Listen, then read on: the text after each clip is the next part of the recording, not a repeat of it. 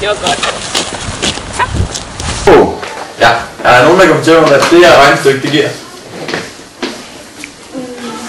Ja, Markus? Hej. Hej. Fuldkommen rigtigt. Nå, de er jo bare skræbt det her. Kan du have en rigtig god dag i din nye klasse, skat? Ja. Kom ind. Dag. Det er Emil. Dag, Maja. Velkommen til den nye klasseværelse.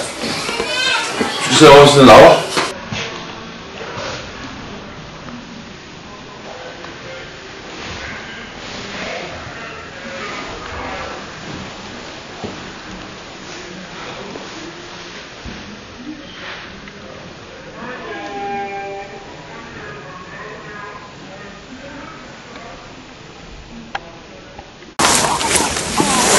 Hvis du ligger stille, skal jeg nok prøve at hjælpe dig. Okay.